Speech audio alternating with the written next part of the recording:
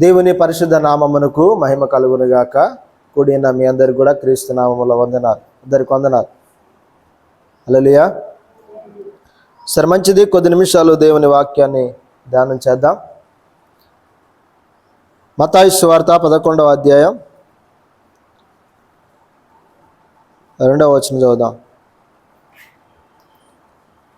క్రీస్తు చేయుచున్న కార్యములను గూర్చి యోహాను చెరసాలలో విని, రాబోవాడవు నీవేనా, మేము మరి ఒకని కొరకు కనిపెట్టవలనా అని ఆయనను అడుగుటకు తన శిష్యులను పంపాను.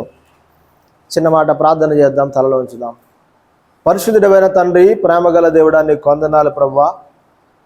ఇదిగో నాయన, కొద్ది నిమిషాలు నీ వాక్యమని ధ్యానిస్తూ ఉండగా మీరు మాతో మాట్లాడండి.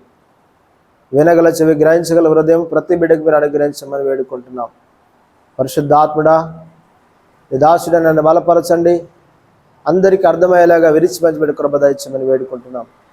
ఇదిగో నాయన, ఇక్కడ మోకరించిన ప్రతి బిడ్డను నీ వాక్యము చేత తృప్తిపరచండి, బలపరచండి, సహాయం చేయమని వేడుకుంటూ, అయా మీకే వేలాది వందనాలు, కృతజ్ఞతలు చెల్లిస్తూ ఘనత, మహిమ, ప్రభావాలు మీరే పొందుకోమని నజరేయుడైన యేసుక్రీస్తు పరిశుద్ధ నామములో ప్రార్థించి అడిగి వేడుకుంటున్నాము తండ్రి, ఆమేన్. హల్లెలూయా. సరే వినండి. బ్యాప్టిజం ఇచ్చే యోహాను అందరికి ఐడియా ఉందా? తెలిసిందా? తెలుసు కదా. బాప్తిజం ఇచ్చే యోహాను యేసుక్రీస్తుని గురించి ఒక విషయం మాట్లాడుతూ ఉన్నాడు. ఏంటంటే,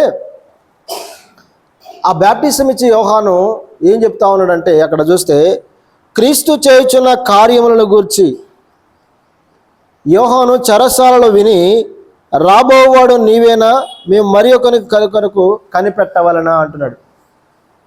అంటే బాప్తిసం ఇచ్చే యోహాను ఎవరు అంటే, జకరియా ఎలిజబెత్తుల కుమారుడు. ఎవరైనా?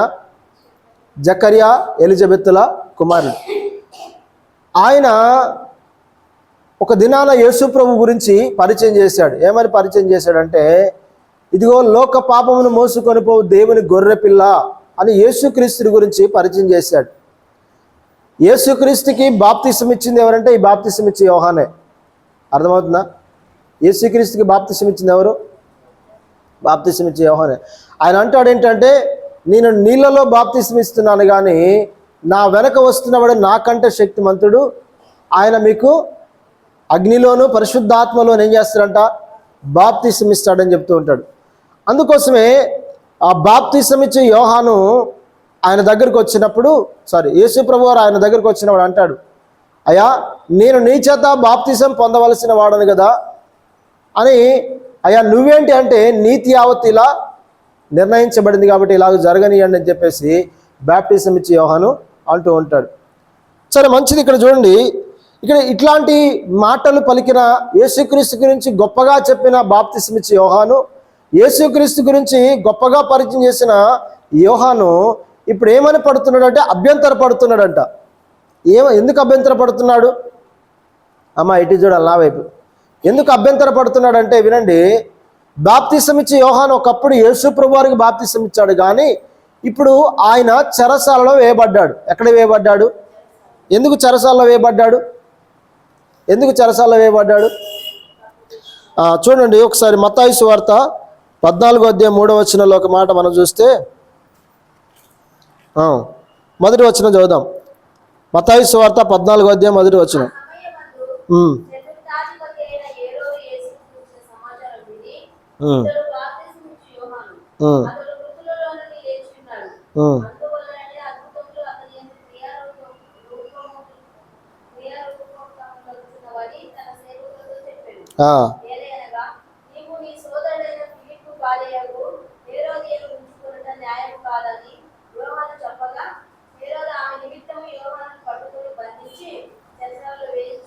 చాలు. హల్లెలూయా.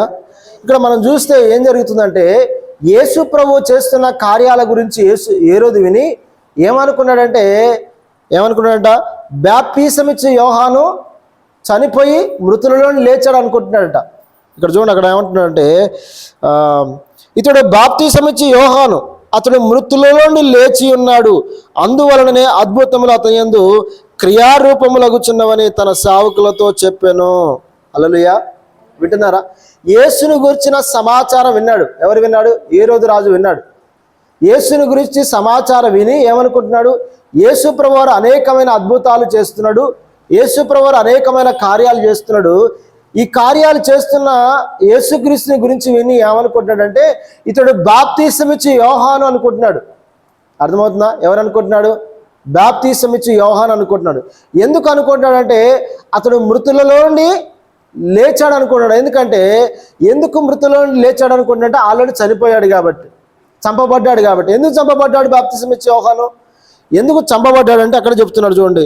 ఏలైనగా నీవు నీ సోదరుడైన ఫిలిప్పు భార్యకు హేరోదియను ఉంచుకున్నట్టు న్యాయము కాదని యోహాను చెప్పగా, డైరెక్ట్గా హేరోదు రాజుతో చెప్తున్నాడు ఏంటంటే నీ సోదరి అయిన నీ సోదరుడైన ఫిలిప్పు భార్యకు హేరోదియను ఉంచుకొనుట న్యాయము కాదని డైరెక్ట్గా హేరోదు రాజుతో చెప్పాడు. ఇలా చెప్పినందుకు హేరోదు రాజుకి ఏం కాలేదు, కానీ ఎవరికి అవమానం కలిగిందంట? హేరోదియకు అవమానం కలిగిందంట. ఆమె చేసేదే తప్పు పొరపాటు. ఇలా గద్దించినందుకు హేరోదు రాజుకి ఒకవేళ ఏం అనిపించలేదు, కానీ ఒకవేళ అతడు భయపడ్డాడమే, కానీ ఎవరికి అవమానం అనిపించిందంటే హేరోది అనే ఆ స్త్రీకి అవమానం అనిపించిందట.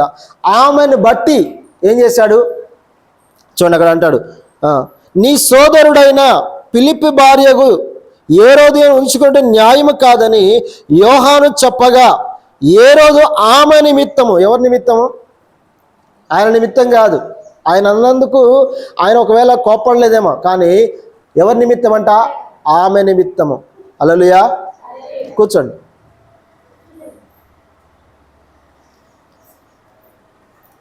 సరే, కొద్ది నిమిషాలు జాగ్రత్తగా వినండి. ఇక్కడ యోహాను చేస్తున్న పని ఏంటంటే పాపమును చూసి ఓర్వలేని తత్వం ఎవరిది? యోహానుది. అర్థమవుతుందా? ఎవరైనా తప్పు చేస్తున్నారంటే, ఎవరైనా పాపం చేస్తున్నారంటే వెంటనే గద్దించగల సమర్థుడు ఎవరంటే బాప్తిస్మ ఇచ్చే యోహాను. ఈరోజు అలాంటి లక్షణము, అలాంటి స్వభావం ఈరోజు మనకుంటుందా? ఎవరైనా తప్పు చేస్తున్నారనుకోండి, ఎవరైనా పాపం చేస్తున్నారనుకోండి, ఏమనుకుంటామంటే సింపుల్గా తీసేసుకుంటాం, అతన్ని గద్దించాం. మనం అతన్ని ఏమాత్రం ఏం చేయము, అతన్ని ఏమాత్రం గద్దించడం కానీ కోప్పడడం కానీ చేయం. ఎందుకంటే మనం కూడా అదే మిస్టేక్ చేస్తుంటాం కొన్నిసార్లు. కాబట్టి ఏం చేస్తుందో చూసి చూడనట్టుగా ఉంటాం. అయితే యోహాను మాత్రం పాపమును చూసి ఓర్వ లేకుండా, పాపమును చూసి ఏం చేసేవాడంట? సహించేవాడు కాదంట. అందుకోసమే హేరోదు రాజు దగ్గరికి వెళ్ళి తీసుకో దాన్ని ఏమనకు. హల్లెలూయా. హేరోదు రాజు దగ్గరికి వెళ్ళి డైరెక్ట్గా చెప్తున్నాడు ఏంటంటే నీ సోదరుడైన ఫిలిప్పు భార్యను ఉంచుకొనుట న్యాయము కాదు. నువ్వు ఆమెతో తప్పు చేయడం, ఆమెతో పాపం చేయడం తప్పు కాదు అంటున్నాడు. అవునా కదా? ఈరోజు మనం కూడా చెప్పగలగాలి. ఏమని చెప్పగలగాలి? ఎవరైనా తప్పు చేస్తున్నప్పుడు, ఎవరైనా పాపం చేస్తున్నప్పుడు, అమ్మా నీ భర్తని, నీ భార్యను వదిలిపెట్టి నువ్వు అలా చేయడం తప్పు అని ఈరోజు మనం కూడా యోహాను లాంటి స్వభావం కలిగి ఉండాలి. పాపం పట్ల అలాంటి మనం ఏం కలిగి ఉండాలి? పాపం పట్ల అలాంటి ద్వేషం, లేకపోతే పాపం పట్ల అలాంటి లక్షణం మనం కలిగి ఉండాలి. అర్థమవుతుందా? అమ్మలారా, వింటున్నారా? ఎవరైనా ఒక తప్పు చేస్తున్నప్పుడు, ఎవరైనా ఒక పాపం చేస్తున్నప్పుడు ఖచ్చితంగా మనం ఏం చెప్పాలంటే ఆ వ్యక్తి దగ్గరికి వెళ్ళి ఇది తప్పు అని చెప్పగలగాలి. అతడు ఏమైనా అనుకోని నీ గురించి, అతడు ఏమైనా అనుకొని నో ప్రాబ్లం. కానీ ఈరోజు చెప్పకుండా ఒకళ్ళు ఉన్నట్లయితే ఖచ్చితంగా మనం దానికి ఏకీవించిన వారు అవుతూ ఉంటాం. అర్థమైందా? ఎవరు తప్పు చేస్తే నాకేంటిలే, ఎవరు ఎక్కడ పోతే నాకేంటిలే అనుకుంటున్నావు అంటే నీకు బాధ్యత లేదనమాట, నీకు రెస్పాన్సిబిలిటీ లేదనమాట. అంటే దేవుని యొక్క గుణలక్షణం, దేవుని యొక్క స్వభావం నీలో లేదు కాబట్టి నువ్వు అలా అనుకుంటున్నావు. కానీ హేరోదు రాజు ఏమంటున్నాడు అంటే డైరెక్ట్ వెళ్ళి, ఈరోజు మనం చెప్పగలమా? ఈరోజు మన ఇంటి వారితోనే చెప్పలేకపోతున్నాం కదా. కానీ అధికారుల దగ్గరికి వెళ్ళి, రాజుల దగ్గరికి వెళ్ళి డైరెక్ట్గా రాజా నువ్వు చేస్తున్న తప్పు ఇదిగో అని చెప్పేసి ఒక అధికారితో మనం చెప్పగలమా? అంటే అది ఎవరు చెప్పగలరంటే చావు అయినా బ్రతుకైనా, లేకపోతే నాకు ఎలాంటి శ్రమ ఎదురైనా పర్వాలేదు, నన్ను చంపేసినా పర్వాలేదు, కానీ నేను పాపమును చూసి మాత్రం సహించలేను అనుకునే వారు మాత్రమే చెప్తూ ఉంటారు. ఈరోజు యోహాను లాంటి స్థితిలో మనం కూడా ఉండినట్లయితే ఒకవేళ ఏం చెప్తామండి? అమ్మా మీ ఇంటి పక్కన కానీ మీ ఇంటి ఎదురు కానీ ఎవరైనా క్రైస్తవులు కానీ ఇంకా ఇతరులు కానీ ఒకవేళ తప్పు చేస్తున్నప్పుడు ఖచ్చితంగా ఒకవేళ అలాంటి స్వభావం నీకు ఉండాలంటే ఎప్పుడు ఉంటుంది ఆ స్వభావం అంటే నువ్వు ఎప్పుడైతే పాపాన్ని ద్వేషిస్తావో, ఎప్పుడైతే పాపం అంటే నీకు అసహ్యం కలుగుతుందో, ఎప్పుడైతే పాపం అంటే నీకు ద్వేషం కలుగుతుందో, పాపం చూస్తే నువ్వు వారం లేకుండా ఎప్పుడైతే ఉంటావో అలాంటి విధంగా నువ్వు స్పందించగలుగుతావు. కానీ ఈరోజు మనం కూడా ఏం చేస్తున్నట్టే లోకస్తులాగానే ప్రవర్తిస్తుంటాం, కొన్నిసార్లు లోకస్తులాగానే మాట్లాడుతుంటాం. కానీ కనుక మనము ఇతరులను ఏమని గద్దించలేకపోతుంటాం కదా. ఇప్పుడు ఒకవేళ ఒక అబద్ధం ఆడుతున్న వ్యక్తి దగ్గరికి వెళ్ళి, అమ్మ ఎందుకు అట్లా అబద్ధం ఆడుతున్నావు, నువ్వు దేవుని బిడ్డవు కదా అని చెప్పగలమా? ఎందుకంటే ఒకవేళ చెప్పినట్లయితే వాళ్ళు మనకి ఏం చేస్తారు, వ్యతిరేకంగా చూపిస్తారు. అమ్మ నువ్వేం బుద్ధిగలదానివా అంటూ ఉంటారు కదా, అవునా కదా. నువ్వేమన్నా బుద్ధిగలదానివా, నన్ను మాట్లాడుతున్నావు, నన్ను వ్యతిరేకిస్తున్నావు, నువ్వు మాట్లాడలేదని చెప్పేసి అంటారేమన్న ఉద్దేశంతో ఈరోజు మనమేమంటామంటే ఇతరుల పట్ల వాళ్ళు ఏమన్నా పర్వాలేదు, ఏం చేసినా పర్వాలేదు అన్నట్టుగానే మనం చూసి చూడనట్టుగా వెళ్ళిపోతూ ఉంటాం. కాబట్టి దయచేసి గమనించండి, క్రైస్తవ యొక్క లక్షణం, దేవుని బిడ్డల యొక్క లక్షణం అది కాదు. మనం అందరం ఏం చేయాలంటే యోహాను వలె ఏం చేయాలంట, పాపము ఎక్కడైనా జరుగుతున్నప్పుడు, పాపము జరుగుతున్న ప్లేస్లో మనం ఉన్నట్లయితే ఖచ్చితంగా యోహాను లాగా స్పందించే వారంగా ఉండాలి. హల్లెలూయా. అందుకోసమే చూడండి, యోహాను చెప్పగా ఏ రోజు ఆమె నిమిత్తము యోహానుని పట్టుకొని బంధించి చెరసాలలో వేయించి ఉండెను. హల్లెలూయా. ఎవరి నిమిత్తం అంట? ఏరోదియా నిమిత్తం, ఆమె నిమిత్తం. ఆమెకు అవమానం కలిగిందంట. అర్థమవుతుందా? అంటే గద్దించింది ఒకరిని, కానీ ఫీల్ అయ్యేది ఒకరు కదా. అంటే ఇతన్ని గద్దిస్తే ఆమె ఏం చేస్తుందంటే ఆమె ఫీల్ అయిందట, ఆమెకు అవమానం కలిగిందట. ఎప్పుడైతే ఆమెకు అవమానం కలిగిందో వెంటనే ఏం చేస్తుంటే ఆమె నిమిత్తము ఏం చేశారో చూడండి, అక్కడ యోహానుని పట్టుకొని బంధించి చెరసాలలో వేయించి ఉండెను. హల్లెలూయా. అతడు ఇతని చంపగోరని కానీ జనసమూహం ఇతని ప్రవక్త అయిన ఎంచినందున వారికి భయపడెను. హల్లెలూయా. కాబట్టి ఒక రోజున వచ్చింది, ఒక సమయం వచ్చింది. ఆ సమయం వచ్చినప్పుడు ఏం జరిగిందంటే ఆ యోహాను యొక్క తలను ఏం చేశారంట, ఆమె నిమిత్తము చెరఛేదనం చేయబడింది. ఇక్కడ ఒకసారి ఆలోచన చేయండి, వినండి. ఇప్పుడు యోహాను ఎక్కడున్నాడు యోహాను? ఇప్పుడు ఆమె నిమిత్తం తీసుకెళ్ళి ఎక్కడ వేశారు? ఆయన్ని చెరసాలలో వేశారా లేదా? ఆమె ఇటు చూడాలి, అర్థమైందా? ఆమె నిమిత్తము, లేకపోతే ఆ మాట అన్నందుకు యోహాను తీసుకెళ్ళి ఎక్కడ వేశారంటే చెరసాలలో వేశారు. ఎప్పుడైతే చెరసాలలో వేశాడో కొన్ని రోజుల పాటు, కొన్ని నెలల పాటు యోహాను చెరసాలలో బంధించబడ్డాడు. బంధించబడిన తర్వాత యోహాను ఎదురు చూస్తున్నాడంట, వెయిట్ చేస్తున్నాడంట. ఎవరి కొరకు ఎదురు చూస్తున్నాడంటే అప్పుడు అడుగుతున్నాడు ప్రశ్న ఏంటంటే, క్రీస్తు చేయుచున్న కార్యముల గురించి యోహాను చెరసాలలో విని, రాబోవాడు నీవేనా, మేము మరి ఒకరి కొరకు కనిపెట్టవలనా?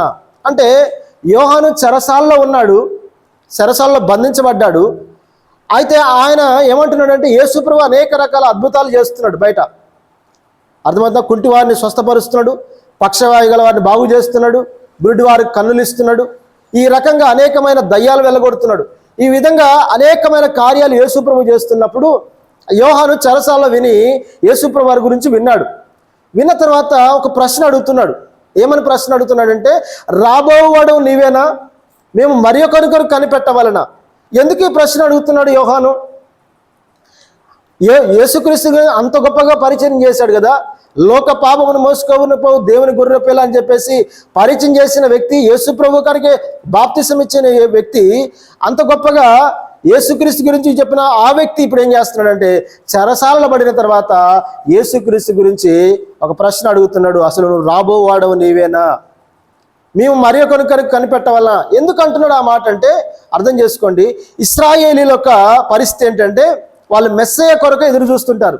ఎందుకు మెస్సయ్య కొరకు ఎదురు చూస్తుంటారంటే మెస్సయ్య వస్తాడు, మమ్మల్ని రోమా సామ్రాజ్యం నుండి విడిపిస్తాడు, తర్వాత చెరసాలలో ఉన్న వారిని విడిపిస్తాడని చెప్పేసి ఇశ్రాయేలు ఎదురు చూస్తుంటాడు. అదేవిధంగా బాప్తిస్మం ఇచ్చి యోహాను కూడా అదేవిధంగా ఎదురు చూస్తున్నాడేమో. అర్థమవుతుందా? హల్లెలూయా. ఒక మాట మనం చూస్తే యెషయా గ్రంథం 61వ అధ్యాయం 1వ వచనం చూద్దాం. యెషయా గ్రంథం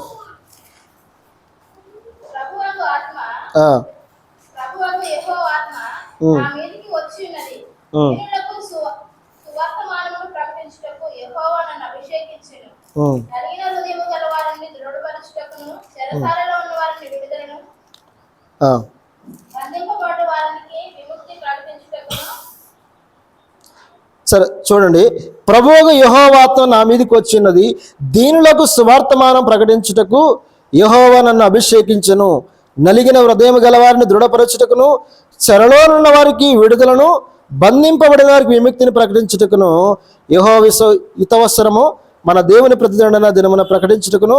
ఇవన్నీ కూడా చూడండి, ఇది ఒక ప్రవచనం. ఏ ప్రవచనం అంటే యేసుక్రీస్తుని గురించిన ప్రవచనం ఇది. అక్కడ ఏం రాయబడింది అంటే చెరలోనున్న వారిని విడిపించుటకట. అంటే దేవుడు ఏం చేస్తాడంటే వచ్చి చెరలోనున్న వారిని విడిపిస్తాడు అని రాయబడింది కదా. ఇప్పుడు ఇశ్రాయేలు ప్రజలందరూ కూడా ఇదే నమ్ముతారు. ఏంటంటే మెస్సయ్య వస్తాడు, మమ్మల్ని రోమా సామ్రాజ్యం నుండి విడిపిస్తాడు, ఆయన సింహాసనం ఆశీర్వాదం ఏంటాడు, మేము గొప్ప పరిపాలన చేస్తామని ఇశ్రాయేలు ప్రజలందరూ నమ్ముతున్నారు. కానీ యేసు ప్రభు చేస్తున్న కార్యాలు ఏంటి? మరి ఆయన ఏం చేస్తున్నాడు? వచ్చి నేను మెస్సయ్యని చెప్పుకుంటున్నాడు కదా, చెప్పుకొని ఆయన చేస్తున్న కార్యాలు ఏంటంటే అనేక మంది రోగులను స్వస్థపరుస్తున్నాడు, వ్యాధిగ్రస్తులను బాగు చేస్తున్నాడు, కుంటివారికి చూపునిస్తున్నాడు, గుడ్డివారికి నడకనిస్తున్నాడు. ఇన్ని కార్యాలు చేస్తున్నాడు యేసుప్రభువు వారు. అయితే యోహాను వెయిట్ చేస్తున్నాడు. ఏమని వెయిట్ చేస్తున్నాడు అంటే మరి చెరలోనున్న వారిని విడిపిస్తాడని లేఖనం రాయబడింది కదా. ఇప్పుడు యోహాను ఏ రోజు రాజుని గద్దించినందుకు, ఏ రోజు రాజుని పాపం విషయమై గద్దించినందుకు ఇప్పుడు ఏం చేశారు? ఆయన్ని తీసుకెళ్ళి చెరసాలలో బంధించారు. చెరసాలలో బంధించగానే ఇప్పుడు ఆయన చెరసాలలో వెయిట్ చేస్తున్నాడు. కొన్ని దినాలు, కొన్ని నెలల నుండి చెరసాలలో ఉన్నాడు. ఇప్పుడు ఆయన అనుకుంటాడు ఏంటంటే నన్ను కూడా చెరసాల నుండి విడిపిస్తాడు. మెస్సయ్య వస్తే ఏం చేస్తాడు? ఆయన చెరసాల నుండి విడిపిస్తాడని చెప్పాడు కదా. కాబట్టి నన్ను కూడా చెరసాల నుండి విడిపిస్తాడని ఎన్నో దినాల నుండి వెయిట్ చేస్తుంటాడు. ఎవరు? బాప్తిసం ఇచ్చే యోహాన్. కానీ యేసు ప్రభు మాత్రం కనీసం ఆయన గురించి కూడా పట్టించుకోలేదు. ఆయనని చెరసాల నుండి విడిపించడానికి కూడా ఏమాత్రం ప్రయత్నం చేస్తున్నట్టుగా కనబడలేదు. అందుకోసమే బాప్తిసం ఇచ్చే యోహాన్ ఏం చేశాడంటే తన శిష్యుల్ని పంపించి యేసుప్రభు దగ్గరికి పంపించి అడుగుతున్నాడు, అయ్యా రాబోవాడు నీవేనా? అంటే లేఖనాలు చెప్పబడినట్టుగా ఆ అభిషక్తుడు నీవేనా, లేకపోతే మేము మరి ఒకరి కొరకు ఎదురు చూడాలా అని అడుగుటకు పంపించాడంట. పంపించగానే యేసుప్రభు ఏమంటున్నాడు చూడండి అక్కడ, మత్తయి సువార్త మరలా 11వ అధ్యాయం.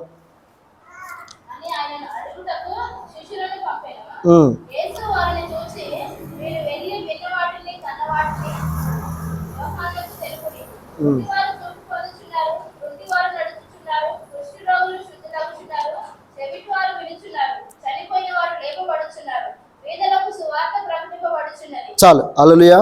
ఇక్కడ చూడండి ఏమంటున్నాడంటే యేసు ప్రభువారు వచ్చి మీరు చూడండి వాళ్ళతో అంటున్నాడు ఏంటంటే ఇగో మీరు కన్న వాటిని విన్న వాటిని గురించి యోహానికి తెలియజేయండి.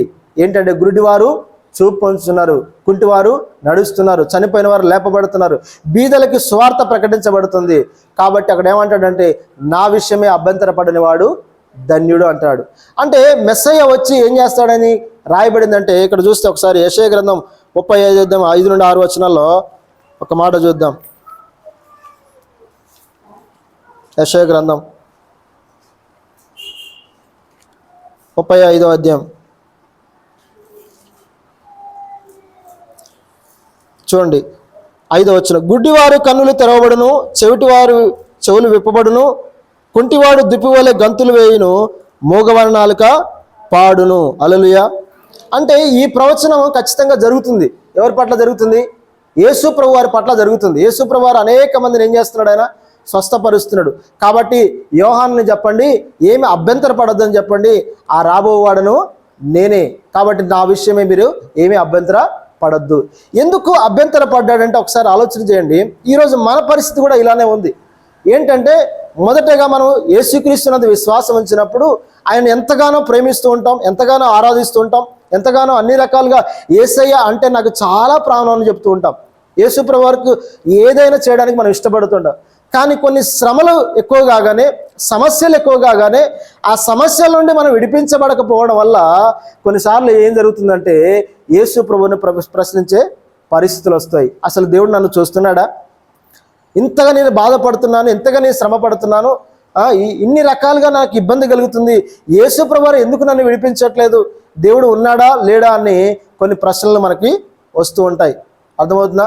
కాబట్టి దయచేసి గమనించండి, మనం అందరం కూడా ఈరోజు యోహాను వల్లే కూడా మనం ఏం చేయకూడదంటే ఏమాత్రం యేసుక్రీస్తు గురించి అభ్యంతర పడొద్దు. ఎందుకంటే ఆయన ఖచ్చితంగా ఆయన ఏం చేస్తాడు? మన పట్ల మేలు చేసే దేవుడు ఆయన.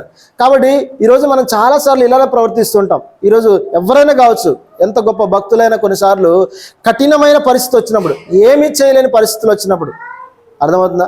ఏమీ చేయలేని పరిస్థితులు వచ్చినప్పుడు ఈ విధంగానే కొన్నిసార్లు ఆలోచించే పరిస్థితులు ఉంటాయి.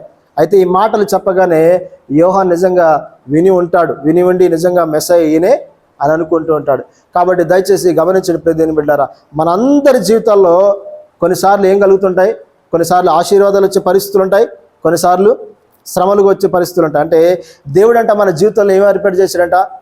అమ్మ వినండి, సుఖ దుఃఖములను ఏర్పాటు చేశాడు. ఏం ఏర్పాటు చేశాడు ఆయన? అమ్మ వినండి, సుఖ దుఃఖాలు ఏర్పాటు చేశాడు. అంటే కొన్ని రోజులు ఏముంటుంది మన జీవితాల్లో? సుఖం ఉంటుంది, కొన్నిసార్లు దుఃఖం కూడా కలుగుతుంది. దుఃఖం కలిగినప్పుడు యేసు ప్రభువు లేడు అని మనం అనుకోకూడదు. శ్రమ వచ్చినప్పుడు యేసే నన్ను చూస్తా లేదు అని అనుకోకూడదు. శ్రమ ఉన్నప్పుడు యేసు ప్రభువు నన్ను పట్టించుకోవట్లేదు అని ఎప్పుడు కూడా మనం అనుకోకూడదు. ఎందుకంటే కొన్నిసార్లు మన జీవితంలో కొన్ని మేఘాలు అట్లా అడ్డుగా వచ్చినంత మాత్రాన సూర్యుడు ప్రకాశించట్లేదు అనుకుంటామా? అనుకుంటారా ఎవరైనా? ఇప్పుడు ఉదయకాలమే ఒకవేళ సూర్యకిరణాలు పడలేదు అనుకోండి, మబ్బుగా వాతావరణం ఉందనుకోండి, అలాంటి పరిస్థితుల్లో సూర్యుడు ప్రకాశించట్లేదు కాబట్టి ఈరోజు సూర్యుడు లేడు అనుకుంటామా? కానీ సూర్యుడు లేకపోయినా ఏం చేస్తుంటామంటే సూర్యకిరణాల యొక్క స్పర్శను మనం అనుభవించగలుగుతుంటాం కదా. సూర్యకిరణాల యొక్క స్పర్శను అనుభవించగలుగుతుంటాం. అంత మాత్రాన సూర్యుడు లేడు ఎవరు కూడా అనుకోరు. ఈరోజు మన జీవితాలు కూడా కష్టం వచ్చినప్పుడు యేసయ్య మనల్ని చూడట్లేదు అని ఎవ్వరూ అనుకోవద్దు. ఎందుకంటే యోబు విషయాలు కూడా దేవుడు ఇదే చేశాడు. ఏం చేశాడు ఆయన? ఒకే రోజున ఆస్తిపాస్తులను పోగొట్టుకున్నాడు, ఒకే రోజున కుటుంబాన్ని పోగొట్టుకున్నాడు, ఒకే రోజున అతని ఆరోగ్యాన్ని కూడా పాడైపోయింది. అలాంటి పరిస్థితుల్లో యోబు ఎదురు చూశాడు దేవుని కొరకు కదా. కొన్ని మాటలు మాట్లాడినా తన విషయంలో అంటే నోటి మాట చేత కూడా ఎప్పుడు కూడా యోబు ఏం చేయలేదట?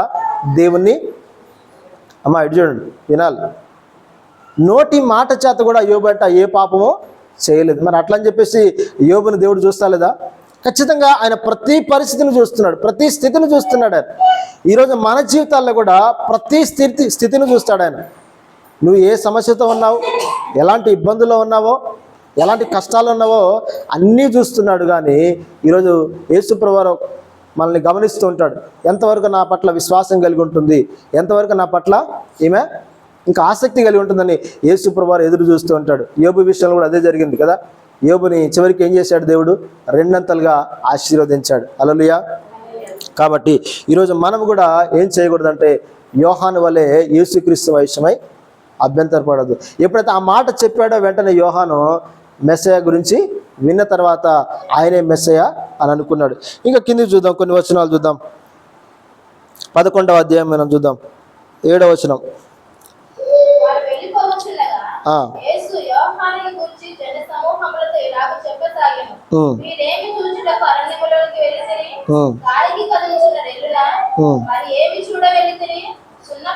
సన్నపు బట్టలు ఇదిగో సన్నపు బట్టలు ధరించుకున్న వారు రాజ్యగృహములో ఉందురు కదా, మరి ఏమి చూడ వెళ్ళితిరి? ప్రవక్తనా? అవును గాని ప్రవక్త కంటే గొప్పవాణిని నేను మీతో చాలు. హల్లెలూయా.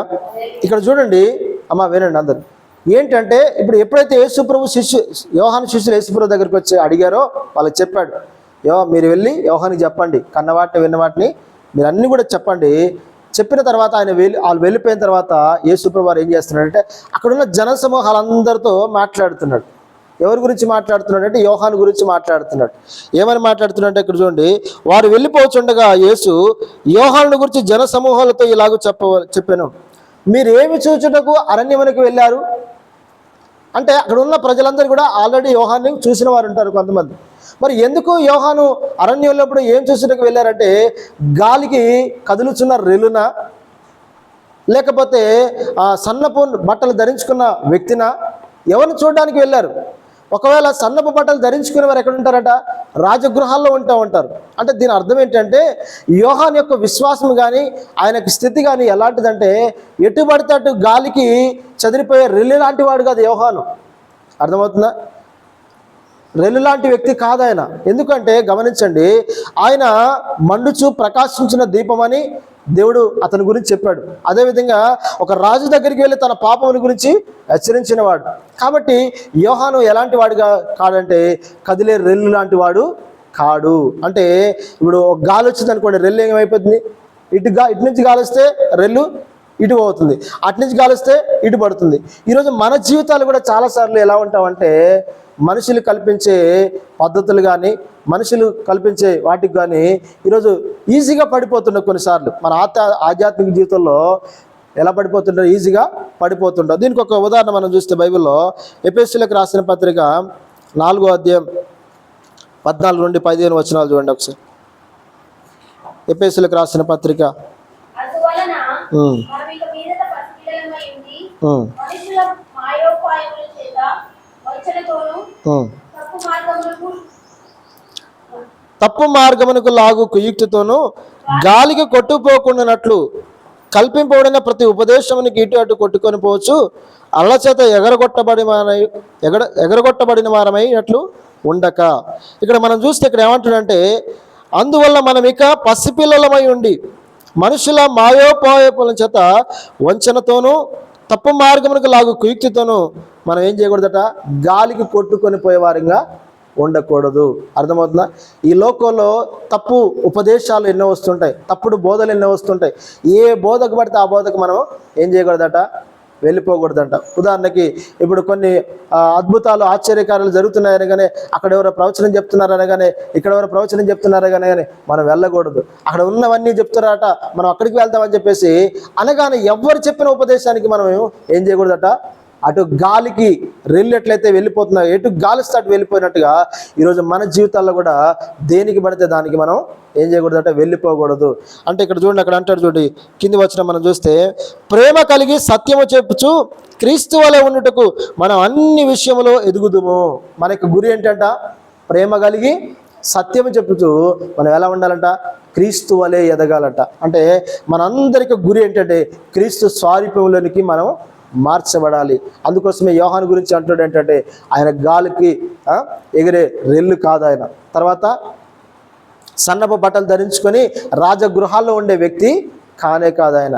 ఎందుకంటే సుఖము కొరకు ప్రాకులాడే వ్యక్తి కాదు ఆయన. మరి ఎవరైనా అనంటే అక్కడ చెప్తుంటాడు అంటే ప్రవక్తన అంటుంటాడు. మళ్ళీ చూద్దాం.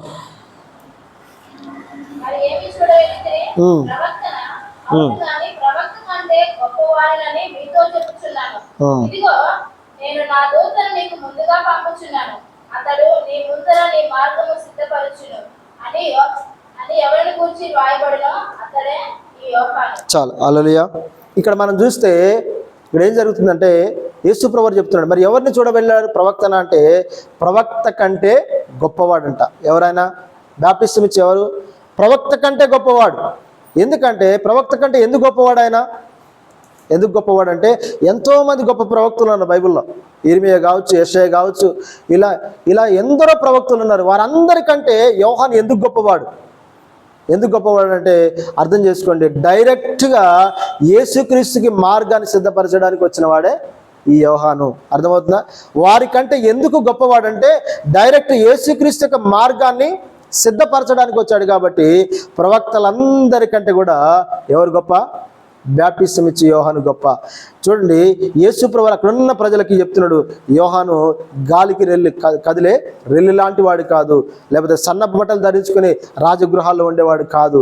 ఎందుకంటే ఆయన గురించి చాలా చరిత్ర రాయబడింది. అర్థమవుతుందా?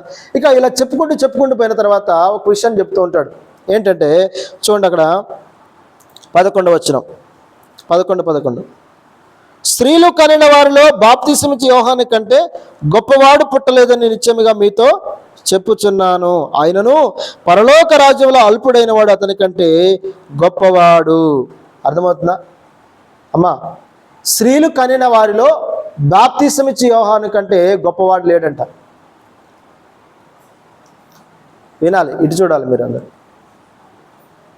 స్త్రీలు కనిన వారిలో బాప్తిసం ఇచ్చే యోహాను ఎవరంట, ఎవరు? స్త్రీలు కనిన వారిలో బాప్టిసం ఇచ్చే యోహాను కంటే గొప్పవాడు పుట్టలేదంట. అంటే ఎవరైనా కావచ్చు. అంటే ఎందుకు స్త్రీలు కనిన వారిలో అన్న మాట రాయబడింది అక్కడ? స్త్రీలు అనగా రక్త మాంసములు కలిగి పుట్టినవారు, లేకపోతే భార్య భర్తల కలయిక ద్వారా పుట్టిన వ్యక్తుల్లో యోహాను కంటే గొప్పవాడు ఎవరు లేరు. ఆయనను ఒక మాట చెప్తున్నాడు, పరలోక రాజ్యంలో అల్పుడంట అతని కంటే గొప్పవాడంట. ఎందుకు గొప్పవాడు పరలోక రాజ్యంలో అతని కంటే అల్పుడు? ఎందుకు గొప్పవాడు అంటే ఇక్కడ వినండి, బాప్టిసం ఇచ్చే యోహాను పాత నిబంధన సంబంధించిన ధర్మశాస్త్రం సంబంధించిన ప్రవక్త. బాప్టిజం ఇచ్చి యోహాను యేసుక్రీస్తుని గురించిన పునరుత్థానం చూడలేదు, యేసుక్రీస్తు యొక్క మరణమును కానీ చూడలేదు. ఆయన దాంట్లో ఏ విషయంలో ఆయన పాలు పొందలేదు. అంటే బాప్టిజం ఇచ్చి యోహాని కంటే పరలోక రాజ్యంలో ప్రవేశించిన వాడు ఎందుకు గొప్పవాడంటే యేసు ప్రభువును అంగీకరించి ఆయన నమ్మి ఆయన రాజ్యంలో ప్రవేశించేవారు ఎవరికంటే గొప్ప? బాప్టిజం ఇచ్చి యోహాని కంటే కూడా గొప్ప. అందుకోసమే ఈరోజు రక్షణ అనేది చాలా ప్రాముఖ్యమైనది. అర్థమవుతుందా? ఏది ప్రాముఖ్యమైనది? స్త్రీలు కరిన వారందరిలో కంటే కూడా బాప్టిజం ఇచ్చే యోహాను గొప్పవాడే. కానీ అతని కంటే ఎవరు గొప్ప అంటే పరలోక రాజ్యంలో ప్రవేశించేవారు, యేసుక్రీస్తుని అంగీకరించే వారందరూ వాళ్ళు అల్పులే కావచ్చు, ఆయన కంటే కూడా గొప్పవారట. అర్థమవుతుందా? ఈరోజు ఒకసారి ఆలోచన చేస్తే మనం అందరము ఒకవేళ పరలోక రాజ్యంలో అల్పులుగా ఉండొచ్చేమో, కానీ ఎవరికంటే గొప్పవారుగా ఉంటాం? మనం ఎవరికంటే గొప్పవారుగా ఉంటాం? బాప్టిజం ఇచ్చి యోహాను కంటే గొప్పవారుగా ఉంటాం. అంటే అది కేవలం భూ సంబంధంగా చెప్తున్నాడు ఆ మాట. అర్థమవుతుందా అమ్మా? అర్థమైందా చెప్పే మాట? బాప్టిజం ఇచ్చి యోహాను ప్రవక్తలందరికంటే గొప్పవాడు. కానీ మనము ఒకవేళ పరలోక రాజ్యంలో ఎవరు గొప్ప? అల్పుడు అతని కంటే గొప్పవాడు. అంటే ఈరోజు రక్షించబడే వారందరూ కూడా, పరలోక రాజ్యంలో ప్రవేశించే వారందరూ కూడా బాప్టిజం ఇచ్చే యోహాను కంటే గొప్పవారు. కాబట్టి ఇక్కడ మనం రెండు విషయాలు గమనించాలి. మొదటిగా మనం ఏం నేర్చుకున్నామంటే, వినండి, ఏం నేర్చుకున్నామంటే కష్టాలు వచ్చినప్పుడు, శ్రమలు వచ్చినప్పుడు మనం అభ్యంతర పడద్దు. యేసు ప్రభు గురించి ఖచ్చితంగా ఆయన మన జీవితంలో మేలు చేస్తాడు. ఆయన ఖచ్చితంగా తగిన సమయంలో, నిర్ణయ కాలంలో నీకు ఏ సమయానికి స్వస్థత కావాలో, నీకు ఏ సమయానికి నీకు ఆశీర్వాదం కావాలో, ఏ సమయానికి నిన్ను బలపరచాలో ఆ సమయానికి వచ్చి ఆయన ఖచ్చితంగా నీ జీవితంలో గొప్ప కార్యాలు చేస్తాడు. శ్రమ వచ్చిందని చెప్పేసి మనం ఎప్పుడు కూడా యేసయ్య ఉన్నాడా లేడని చెప్పేసి మనం ఎప్పుడు అనుకోవద్దు. రెండవది, మనము దేనికి పడితే దానికి ఏం చేయొద్దట, గాలికి కదిలే రెల్లులాగా మన జీవితాలు ఉండకూడదు. కష్టం వచ్చినప్పుడు, శ్రమ వచ్చినప్పుడు, లేకపోతే ఎగిరిపోయే పొట్టులాగా మనం ఉండకూడదు. స్థిరంగా మనం నిలబడాలి. క్రీస్తులో మనం ఎప్పుడైతే స్థిరంగా నిలబడతామో ఖచ్చితంగా క్రీస్తు యొక్క గొప్ప ఆశీర్వాదాలు మనం పొందుకుంటాం. అర్థమవుతుందా? కాబట్టి తర్వాత మూడోది మనం గమనిస్తే ఎవరు గొప్ప అంటే ఈరోజు రక్షించబడే వారందరూ కూడా బాప్టిజం ఇచ్చే యోహాను కంటే గొప్పవారు. ఎందుకంటే వాళ్ళు పరలోక రాజ్యాన్ని సంపాదించుకుంటున్నారు, క్రీస్తు రాజ్యాన్ని సంపాదించుకుంటారు. ఇంకొక మాటలు చెప్పాలంటే క్రీస్తుని వారు సంపాదించుకుంటున్నారు. కాబట్టి ఈరోజు బాప్టిజం ఇచ్చే యోహాను కంటే కూడా వాళ్ళు అల్పులైన వారందరూ కూడా గొప్పవారుగా ఎంచబడుతూ ఉంటారు. కాబట్టి ఈ మాటల చేత మనం అందరం కూడా ఈరోజు మనం నేర్చుకోవాల్సే విషయం ఏంటంటే, మనం ఎట్టి పరిస్థితులు కూడా భయపడద్దు, మనం కృంగిపోవద్దు. ఎట్టి పరిస్థితులు కూడా మనం ఏం చేయొద్దు, అభ్యంతర పడవలసిన అవసరం ఏమీ లేదు. రెండోది, దేనికి కూడా మనం, ఎందుకంటే ఒక మాట అంటాడు బైబిల్లో, ఆయనంట మన తల వెంట్రుకలన్నీ లెక్కించాడట. అంటే తల వెంట్రుకలనే దృష్టించిన దేవుడు ఈరోజు వాటికంటే శ్రేష్టమైన వారం మనం కదా. నీ తల వెంట్రుకలే దృష్టించాడంటే, లెక్కించాడంటే వాటికంటే మనం గనులమే కాదా. ఈరోజు బైబిల్లో ఇంకొక మాట ఉంటుంది, 2 పిచ్చుకలంటే ఒక కాసుకి కొనబడును, కానీ దేవుని సెలవు లేకుండా ఒక్కటి కూడా నేలను పడదంట. అంటే ఆ పిచ్చుకల్ని కూడా దేవుడు ఏం చేస్తున్నాడు, దృష్టిస్తున్నాడు, వాటిని కూడా జాగ్రత్తగా కేర్ చేస్తున్నాడు కదా. మరి పిచ్చుకల కంటే శ్రేష్టమైన మన పట్ల మన జీవితంలో ఏం జరుగుతుంది, ఏం జరగబోతుంది అన్నీ దేవుని తెలిసే తెలియదు. కాబట్టి ఈరోజు ఎవరు నిశ్చింతగా ఉంటారంటే యేసుప్రభుపై ఆధారపడి, ఆయన నా జీవితాన్ని చూస్తున్నాడు, నాకు ఏమైనా ఆయన ఖచ్చితంగా నా జీవితంలో మేలే చేస్తాడని అనుకున్నవారు దేనికి భయపడరు, దేనికి కృంగిపోరు. కాబట్టి ఈ మాటల చేత మనం అందరం కూడా ఒకరినొకరు బలపరుచుకుందాం. తర్వాత ఒక తీర్మానం చేసుకుందాం, దేవా నేను కూడా యోహాను వల్లే ఏమాత్రం అభ్యంతర పడవద్దు, నేను కూడా గాలికి ఎగరగొట్టబడే రెల్లులాగా నేను ఉండకూడదు అని చెప్పేసి ఈరోజు పరలోక రాజ్యాన్ని సంపాదించుకునే కృప నాకు ఇంకనూ దయచేయమని మనం అందరం ప్రార్థన చేద్దాం. దేవుడి మాటలు దీవించును గాక. అందరం తలలో వంచుదాం, ప్రార్థన చేద్దాం. స్తోత్రం, హల్లెలూయా. అందరం కూడా ప్రార్థన చేద్దాం. స్తోత్రం, మోకరించుదాం. పరిశుద్ధుడైన తండ్రి, ప్రేమగల దేవుడా, నీకు వందనాలు. ఈరోజు నాయన మాతో మీరు మాట్లాడుతూ వచ్చిన మాటలను బట్టి నీకు వందనాలు ప్రభువా. ఇదిగో తండ్రి, బాప్టిజం ఇచ్చి యోహాను అయ్యా నీ గురించి నా తండ్రి మొదటగా ఎంతగా గొప్ప పరిచయం చేశాడు ప్రభువా. లోక పాపమును మోసుకొని పోవు దేవుని గొర్రెపిల్ల, ఇదిగో నేను మీకు నీళ్ళలో బాప్తిసం ఇస్తున్నాను, కానీ ఇదిగో నాకంటే ఆయన శక్తిమంతుడు నా వెనుక వస్తున్నాడు, ఆయన మీకు పరిశుద్ధాత్మలోని అగ్నితోని బాప్తిసం ఇస్తాడు అని చెప్పేసి పరిచయం చేసిన యోహానే కష్టం ఎదురుగానే, శ్రమ ఎదురుగానే సరసాలలో పడినప్పుడు యేసుక్రీస్తు గురించి అభ్యంతర పడవలసిన పరిస్థితి ఏర్పడింది. ఆయన అంటున్నాడు, రాబోవాడు నీవేనా అంటున్నాడు.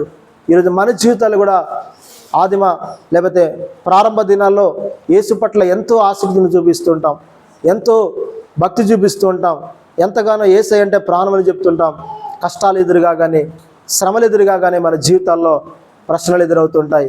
యేసు ప్రభువు నన్ను చూస్తున్నాడా, చూడట్లేదా? యేసు ప్రభువు ఉన్నాడా లేడా? ఎందుకు నాకు ఇంత బాధ కలుగుతున్నా ఆయన పట్టించుకోవట్లేదని చెప్పేసి ఎన్నోసార్లు మనం ప్రశ్నిస్తూ ఉంటాం.